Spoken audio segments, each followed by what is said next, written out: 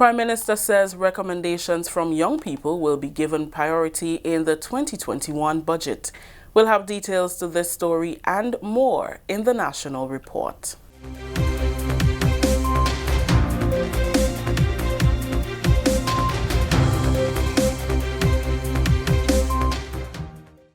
With the details to the news for Tuesday, September 8th, 2020, I am Rikisha St. Louis. Minister for Finance, Dr. the Right Honorable Keith Mitchell, has assured young people that their recommendations will be given priority as the government prepares for the budget 2021 in these very unique and challenging times. Dr. Mitchell was at the time addressing close to 200 young people at the 2021 Youth Budget Consultation, which was held via Zoom. Reiterating that planning for the budget during this time has to be critical, Dr. Mitchell said they must be innovative in their approach towards economic transformation. We have to look at ways of raising revenue differently. We have to look at the opportunities to transform our economy of our country. We have had established a task force that looks at several areas of transformational activities for our country. And these are also going to be utilized based on the results and recommendation of those task force. We are going to be using ideas from it and the whole question of revenue that we have to raise to be able to use that potentially for the budget period coming up. While Grenada has been lauded for its success in controlling the spread of COVID-19, Dr. Mitchell said the work must continue to search for potential opportunities and preparing for the new stage, since the country cannot be locked down indefinitely. Minister for Youth, Honorable Kate Lewis, says government is committed to ongoing policy growth, which must be felt by every sector of the society. She says achieving a robust economy with young people at the center of development means more opportunities must be created so that their voices are heard. It will take the innovation and commitment from you, young people, to move this country forward with the current challenges that's confronting us. We have proven that we are a resilient people, and I am confident that we can navigate the challenges of the new normal and the impact of COVID-19. Confident that we will find ways to make our young people more marketable, create successful enterprises, advance their education utilizing online means, and having the mental strength to make it to the end. The theme for Budget 2021 towards Vision 2035, recovery, transformation and resilience. Continuing the news, Housing Minister Honorable Delma Thomas says a percentage of the low-income housing units will be reserved for emergency use upon completion in 2021. Units in 3 of the 5 sites across the island are nearing completion. According to Minister Thomas, by the end of 2020, units in St. Patrick, St. Mark and Carriacou will be completed, with a scheduled 2021 deadline set for the remaining 2 sites, Bouchejou and Corinth St. David. During the government's weekly post-cabinet briefing, Minister Thomas highlighted the criteria in place for application of the housing units. Persons who already have a house cannot apply for additional house. So if you have a house before, you cannot apply and say, well, I want a unit for my child, or I want a unit for while I'm in St. George's to use. So you have to be persons who never own a house before. That's the first criteria. Low-income owners. So if you're owning a particular low income, then you'll be given priority for those housing.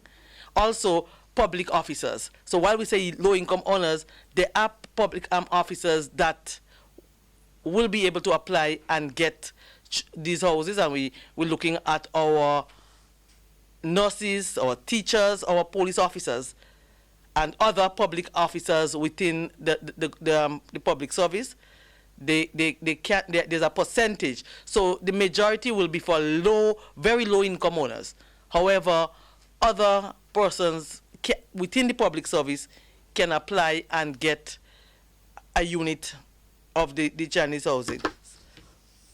But there's consideration be given to persons in the constituency or the parish. So priority will be given to them. A percentage, she said, will be reserved for persons with disability, persons living with an abusive partner, victims of a fire as an emergency shelter. There's also a percentage that will be held back by the ministry, and it's something that we have done in the other sites for issue of violence, domestic violence and other forms of emergency housing needs. So sometimes there's a fire, you will rebuild, but you do not have a place to live at the moment. And therefore, we will have free units that you can use for a period. So it would not exceed 6 months. Those units that will be kept by the ministry and be loaned, as it were, to persons needing an emergency shelter will be for not for more than a period of 6 months. Prime Minister Dr. The Right Honorable Keith Mitchell recently told GIS that he is pleased with the investment made to remedy the issues of housing facing the country. He reiterated that priority will be given to those in need of the units. The investment in the housing scheme also is of particular importance. One of the most daring needs of the community has been the lack of housing facilities in the country as a whole, and we have seen the development in several areas. So the Northwest, people in the Northwest area felt that they need to see some activity. So among the houses that we had negotiated in 2004, we're getting a significant portion now. And hopefully by February, March next year, that project will be completed and therefore the houses will be given out. The Ministry of Housing is the one responsible for it. They already have application forms out so people can start applying because they will state certain conditions. In other words, the priority will be given to people who have absolute need. People who are able to get a loan and build their own homes will not be the ones a priority for this particular project. This is the National Report. The news will continue after the break. The house was shaking.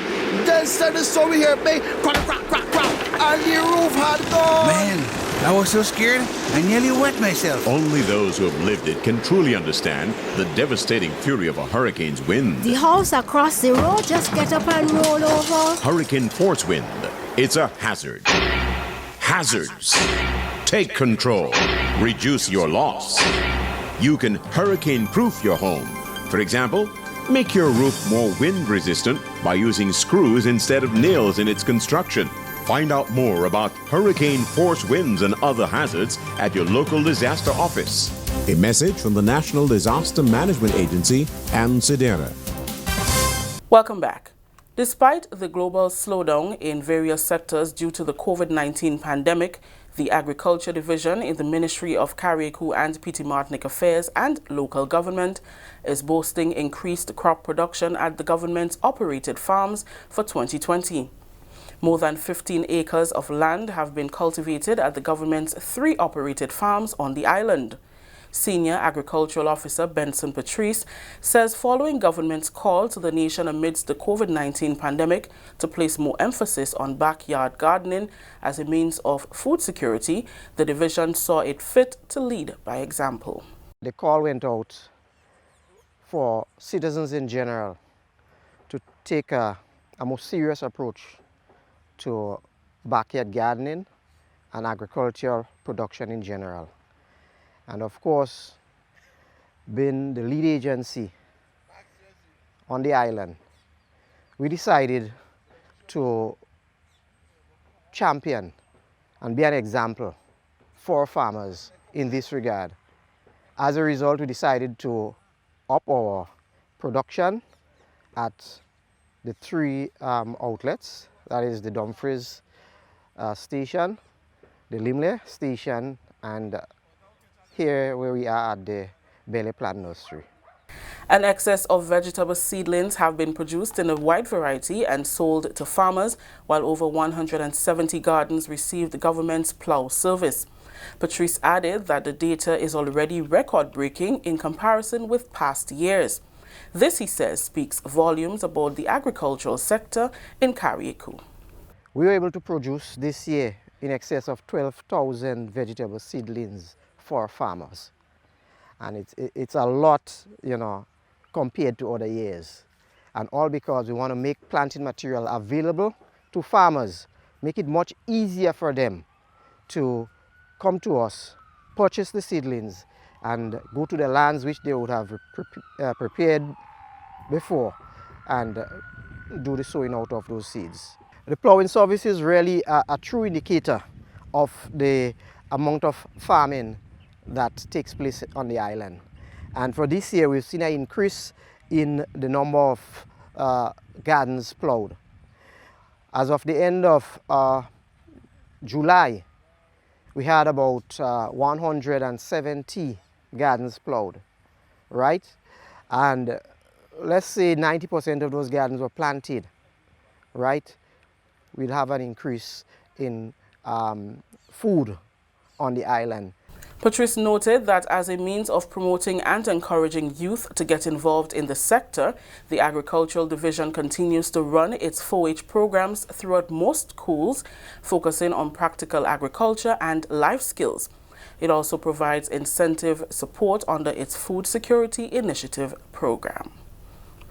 Finally, in the news, the Ministry of Social Development will implement an 8,000 EC dollar EU-funded initiative that will impart life skills knowledge to young men between ages 15 to 19. Manbox Passport to Manhood will target young men from Willis, Mount Horn and Mount Rich over a 10-week period. The communities were chosen based on statistics from the Magistrates Court. Social Development Minister Delma Thomas says 10 to 15 young men from each community will benefit from the pilot program, which will be launched on September 10th, 2020. The ministry's case workers have identified prevalent social issues within the identified communities. Additionally, a community assessment to appraise the needs, assets or resources were undertaken in May 2019 within the neighboring communities of Willis and New Hampshire, St. George.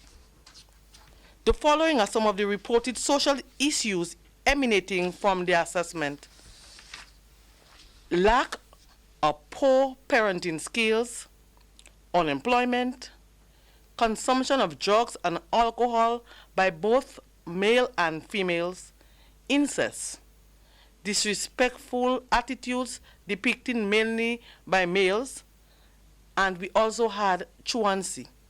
Certificates of participation will be distributed upon completion. The session will last for a period of 45 minutes to 1 hour every Monday at the Willis, Mount Horn and Mount Rich centers. Chrissy Warm Charles, Acting Permanent Secretary in the Ministry of Social Development, Housing and Community Development, highlighted the benefits of the initiative.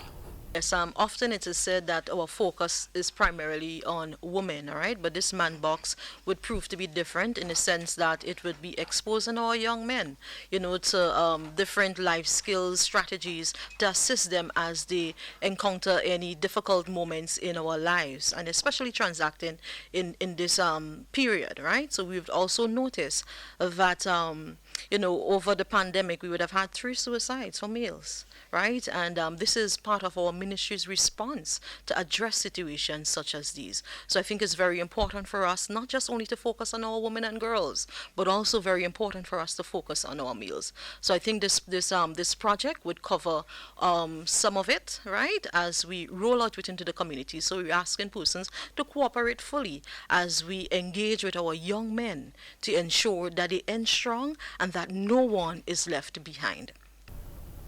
That story just ended the national report for today, Tuesday, September 8th. Let's recap the top story. Prime Minister says recommendations from young people will be given priority in the 2021 budget.